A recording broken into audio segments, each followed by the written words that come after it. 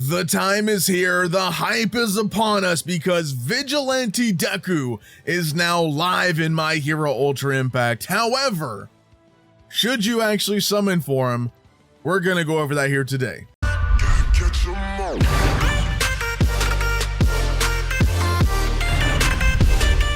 If you guys are new to the channel, make sure you guys go down there, click that red subscribe button, make sure it says subscribed, click that bell, turn on all of those notifications. Drop a like down below and comment, are you hyped? And are you going to be summoning for Vigilante Deku? Let me know down in the comments down below. Now, in today's video, we're going to cover the Deku, Ochako, and the two memories, and basically just talk about, should you be summoning for this Deku right now? I'm not going to talk about the new Ida that's already in game. He is a free-to-play unit. By all means, you should farm up free-to-play units. They're free, so go ahead and get that done. But here today, we're going to talk about Vigilante Deku.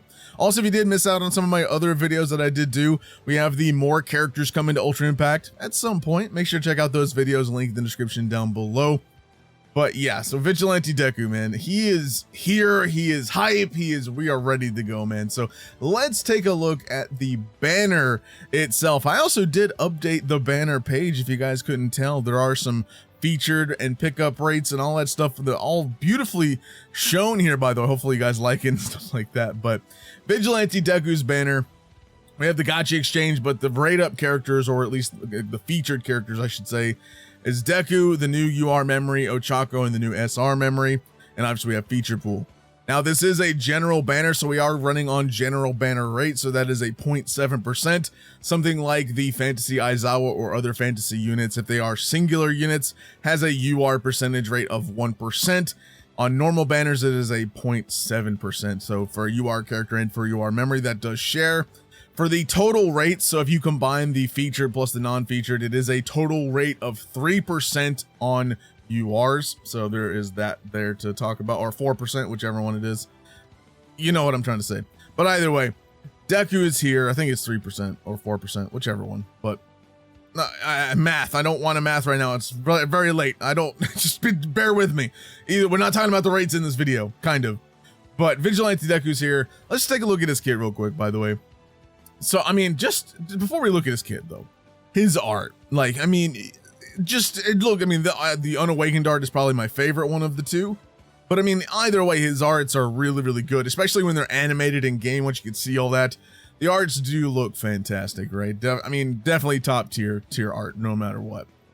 But the unit itself, let's talk about it. He has 819 speed, so he is on the, not like slow side, but he's not super fast. Someone like Ida, who has like over 900 speed, and some of the other just units in general who have well above 819 are going to be outspeeding him. Deku is definitely not the fastest of boys, even though we would all like him to be. But just keep in mind, this is also the first iteration of Vigilante Deku. There are plenty more than likely to come of this character, so we could expect some more busted versions of this character at some point, hopefully. But you know, he's not too fast. I mean, he is fast, but not too fast. But we also have about 12,000 power, about 11.7 thousand power, and then we have 49,565 HP. Again, this is at maximum stats, by the way, max ADV included. So that's what that's going to be at. I mean, he's not, I mean, his stats are really good, but his speed is all, again, on the lower-ish side for a UR, right? But it is a gen pool unit. This isn't like a fantasy impact fest or anything like that. So I mean, yeah, he's good. He's good on speed, but not like top-notch speed, right? So he's going to be outsped by a few units no matter what. So here we go. We're also going to look at him at his maximum, by the way. So his main like gimmick for this unit is the Fajin, right? The new quirk that he unlocked if you guys watch season 6, because this is a season 6 kind of spoiler if you haven't watched it already. But he does have the Fajin quirk ability into his kit, so there is that. The Fajin quirk is really interesting as well, because you're going to build it up over time. So his auto skill gives him 1 per turn. Then you're going to get more 3 Fajin every 2 critical hits. And then I think another one. Yeah, so this second action skill gives him 3 Fajin. And then also gets 3 Fajin when using a skill chain. This 3 changes depending on the skill chain amount. So if you're using it in In a first skill chain, it's a 3, second skill chain, it's a 6, and third skill chain, it's a 9. So depending on which slot it's going in for the skill chain number is how many Fajin you're going to get. Obviously, you're going to want to run this specific skill in that third skill chain slot to get the 9 Fajin total. So in this turn, once you use this action skill, you're basically getting 3 plus 9 right there. So that's going to be 12 right out the gate, 13 plus the 1 on his auto skill. And then if by happen chance you do a crit, actually there's no way to do a crit. The only way you can actually do a crit with this guy, or at least 2 crits with this guy on turn 1, is to have a memory with double tap or double attacks where he can attack twice in 1 turn with his normals. Or you have Green Ida on your team who actually does give double attack to allies. So Ida would be one to do. I think there might be one more I'm forgetting about, but I know Ida is the main one. And then I think there's one memory specifically that has double attack. And I think the actual double tap memory, let's actually go take a look real quick here. So skills, and where is double attack? I know it's in here somewhere. It's like right up in there. It is, double attack. So let's take a look. One memory, and it's actually a fantasy memory. This is an SR. So it does give you 2 normal attacks for 3 turns when you do have this memory equipped. So this memory, I would probably put the memory on him, but if you want a unit to run with him that actually gives him double attack specifically, so let's take a look here. Where's double attack? There it is right there. And I do believe the only double attack unit that exists to give it to allies is the green int Ida here. So he does, where is it? Where's the double tap to allies? Yes, there it is. Gives all allies the ability to use 2 normal attacks for 3 turns. So 9 turn cooldown, but at least you can keep using this versus the memory. You're gonna only be able to use it like once, and that's it. So there's the memory. But Deku, all in all, he is a crit monster, right? You can see a lot of crit rate, a lot of skill, critical skill impact crit rate right here, right? He has a lot of crit, like a lot of crit. But so I think this guy definitely would be a solid VE tower unit, no doubt. In terms of arena, this guy could probably do fairly okay, like not amazing, but at least he could hold his ground to an extent in arena.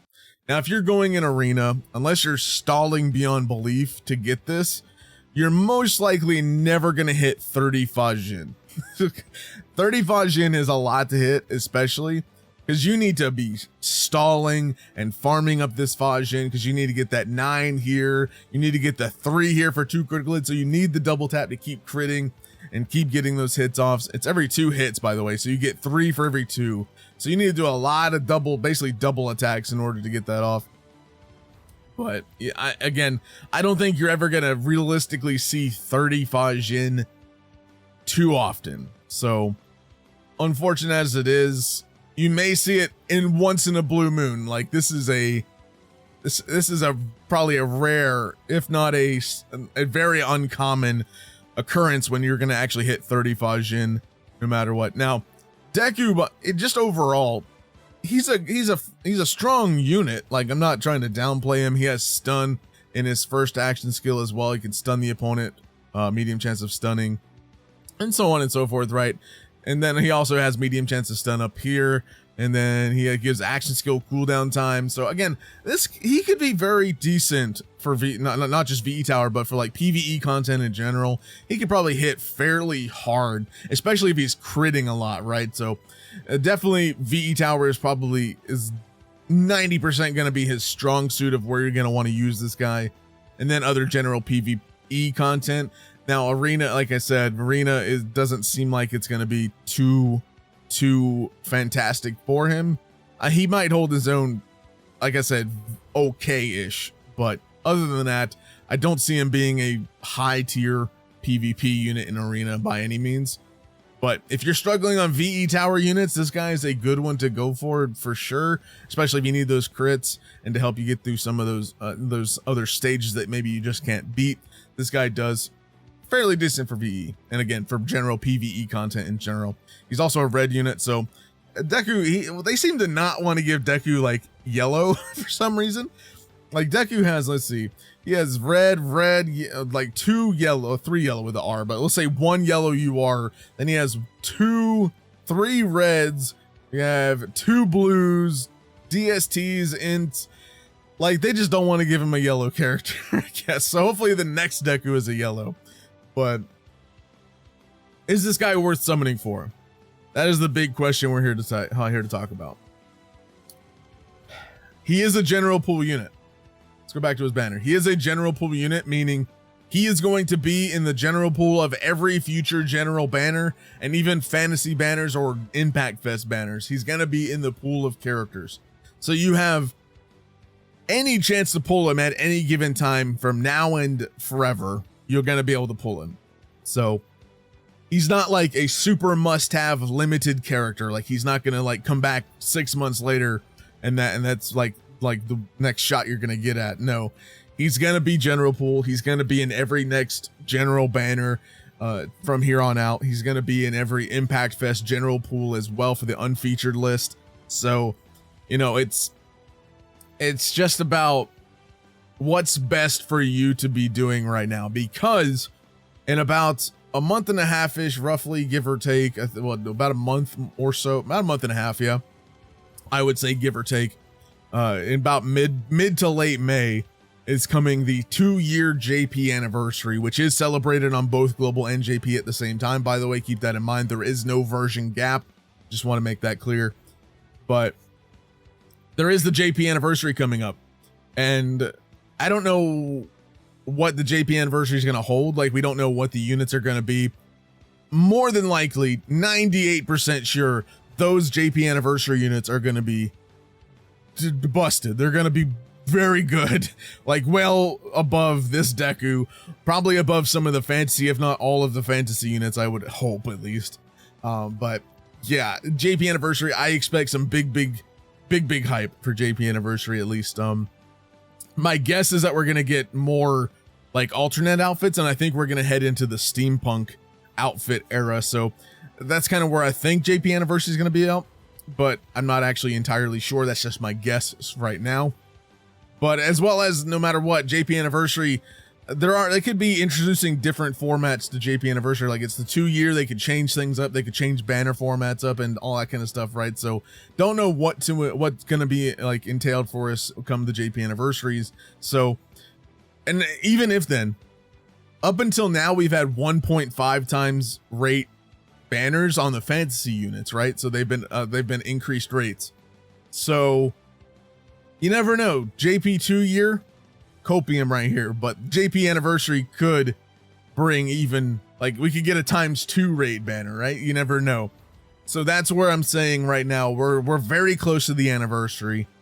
Deku is a gen pool unit. If you're free to play, use your daily singles. That's pretty much where I'm at with you on free to play only players. So use your daily singles, and that's it. That's all I would recommend spending on this Deku. Now, obviously, real quick, obviously, if you are an absolute fan, like you love this Deku, this is a hype character for you, you really want this character, you don't care about anniversary, by all means, go for it. Go summon for it. I'm not here to tell you you should or should not summon. I'm not the definitive answer on whether or not you should be summoning for this character. I'm just kind of giving you a little bit of insight. You know, should you summon on it? My answer would be no. I would recommend saving your gems, saving your silver tickets until the 2-year anniversary rolls around, because even then, the 2-year anniversary is going to roll around. You could still get Deku then. Like, you could get them on the anniversary banners. Also, you have raid up on those banners, most likely. So you have a raid up character banner. You'll have the chance of getting the new 2-year anniversary units, and then you'll still have a chance of getting Deku, because again, he'll be in the general pool. So will Ochako. Ochako will also be in the general pool from here on out too, the new SR there, as well as the memories. They're all going to be in the general pool actually. So you're going to be able to pull them at any given point from now until forever. So again, if you're free to play, no, I don't recommend summoning on this banner. If you're a light spender, like you spend a little bit of money on the game, you're not afraid to, then my recommendation, like I did the Aizawa banner for now, because the 2-year anniversary is right around the corner, I would recommend at maximum 5 multis, because 5 multis, you can go to at least the 5 multi pity. You can grab this Deku shards. 5 multis, that's enough to probably get you this Ochako here, because I mean, obviously you SR character rates are 3% on featured, so 3% to get this Ochako here, 3% to get the new SR memory, and again 0.7 and 0.7 for the 2 URs there. So, you know, at maximum, like I said, if you're a light spender, you don't spend too much, or maybe you wanting to spend a little bit on the game or spend some gems that you have saved up, 5 multis, that's it. Now, if you're a whale, you're a whale. You're gonna probably summon and you don't care. So obviously for whales, this isn't really necessarily for you guys. Deku, like I said, is still a very strong unit. So even if you're whaling on this guy, definitely solid unit, especially for VE Tower, like I said.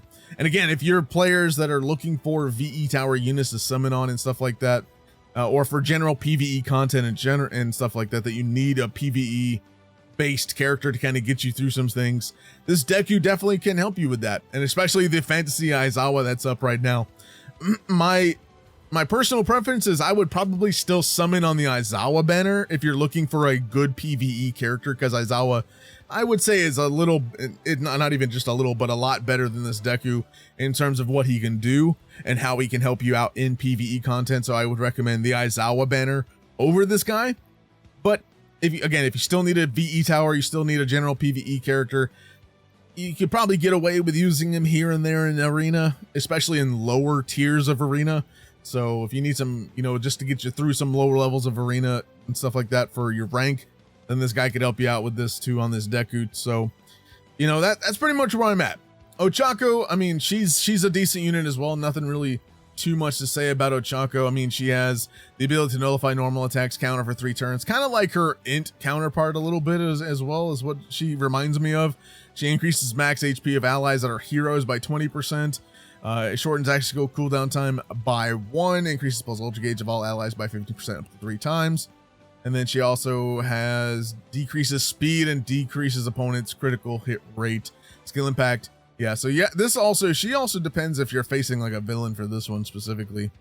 But this Ochako, she sounds pretty decent, like not like she sounds good. She sounds good for an SR, right? It's like she's not like stupid, like overly busted or anything like that. She still is a gen pool SR. So I mean, she's not like busting knees in Arena over the fantasy units, but she's all right. She's not a bad SR by any means to have if you happen to pull her, especially if you're summoning on some daily singles. But Deku, again, my recommendation, save your gems, especially if you're free to play. Save your gems. Anniversary's coming up. I don't want to keep harping on this too much longer. I'm repeating myself at this point. I apologize, but I just want to really make it clear. This guy is a gen pool. You'll be able to get him at any point in time. All of these, the UR character, the SR character, the UR memory, and the SR memory, you'll be able to get them from here on out on every banner because they're in the general pool, except if it's like a VE specific banner, like a VE Tower where, you know, there's like specific characters that are like in the banner, obviously, but like every general pool banner, this guy's going to be on. So I wouldn't really waste your gems. But if you are looking to spend some gems because you love this character, you really want to summon for him, I would recommend going up to at least 5 multis, stopping and saving until anniversary. Because again, if you don't get him now, you'll probably get him at some point as you go on, right? And then, of course, as I kept mentioning him before, use your daily singles. There's daily singles that can be used on this, so you can like throw a daily single at this for free, and then boom, you might get him on a daily single. Actually, thinking about it, I would recommend not doing 5, and I would actually lower it to 4. So do 4 multis. That way you could save a multi, as saving a multi basically.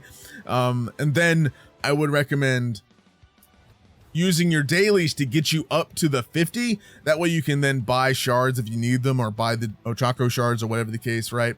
But that is what I would do actually. Save a multi, do 4, do all your singles. This guy's up for roughly 2 weeks. He's up for 14 days.